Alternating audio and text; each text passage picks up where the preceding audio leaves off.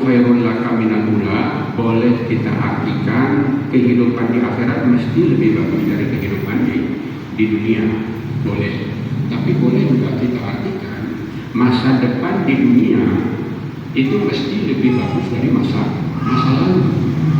Bahwa Bapak nanti mencapai usia 70 tahun, mencapai itu mesti lebih bagus dari umur 60. Bahwa Bapak di umur 40 mesti lebih bagus dari umur 20. Itu arti walal akhiratu khairul laka minal ula. Jadi ada ayat Al-Quran yang menyatakan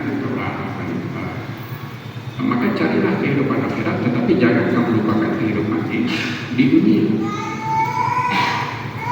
Nabi Muhammad sebelum menjadi rasul, dia pergi ke Gua Hira. Dia tidak peduli kepada masyarakat. Tapi sesudah menjadi rasul, dia tidak pernah pergi lagi ke Gua Hira.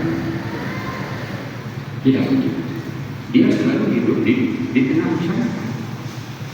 Nabi Muhammad, dia berperang, dia hijrah, itu semuanya untuk dunia. Dan itu kalau umpamanya Nabi tidak pindah dari Mekah ke Madinah, apakah Nabi Muhammad tidak masuk surga? Saya rasa masuk surga kalau dia beribadah. Bahkan kalau dia dibunuh, dia syahid. Tapi tidak ada pemerintahan Madinah, tidak ada pengembangan umat Islam. Itu akan berhenti pada mereka saja. Tapi mereka pindah ke Madinah, mereka berperang. Itu semuanya kehidupan dunia.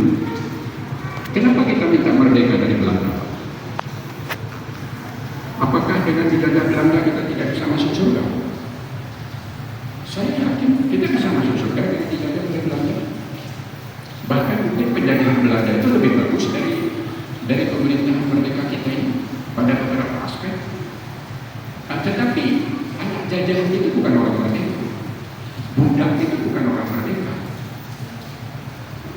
Ya, jadi kalau dikatakan hukum dunia itu artinya mencintai dunia melupakan akhirat. Tapi mencintai dunia sebagai jembatan ke akhirat itu disuruh membangun jembatan supaya orang mudah beriman, itu disuruh. Apakah kira-kira Pak, kalau umpamanya ada yang kata Bapak ini tinggal di hutan sendiri beribadah, dia masuk surga tidak? Saya tidak masuk surga karena dia beribadah. Tapi apakah dia sudah bersejahtera di dunia? Mungkin sudah untuk dia pribadi. Dia sudah sejahtera di dunia, makannya cukup. Dia rela kalau dia mati karena sakit tidak berobat ke dokter, di hutan itu dia sudah rela mati, dia masuk surga tidak? Tapi apa bantuannya kepada orang lain? Apa makna hidupnya? Kehadirannya bagi orang lain tidak ada. Itu sangat egois. Dan orang egois itu tidak disukai dalam Islam.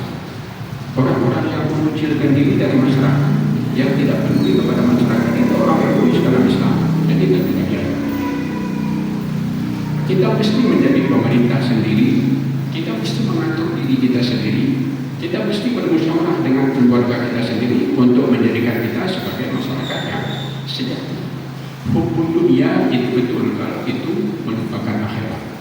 Tapi mensejahterakan dunia, membangun dunia untuk kesejahteraan di akhirat, mensejahterakan dunia supaya anak cucu kita tidak dijajah oleh orang lain, itu kewajiban. Itu kewajiban, bukan sebuah kesalahan. Kita berdosa kalau menjadikan anak-anak kita lebih bodoh dari kita. Kita berdosa, kita salah kalau kita tidak mampu menjadikan keturunan kita lebih sejahtera. Kita masuk orang yang rugi kalau tidak mampu menjadikan anak-anak kita, keturunan kita lebih baik dari kita. Kita orang yang rugi, Pak. Generasi yang rugi, generasi yang tidak berhasil. Kalau keturunan kita menjadi tidak sebaik kita. Kita berusaha keturunan kita menjadi lebih baik dari kita. Dari segi ekonominya, dari segi pendidikannya, dari segi kesehatan, dari segi semuanya. Ya, maaf Pak, kalau saya emosi ya kalau yang lain ada pertanyaan lain?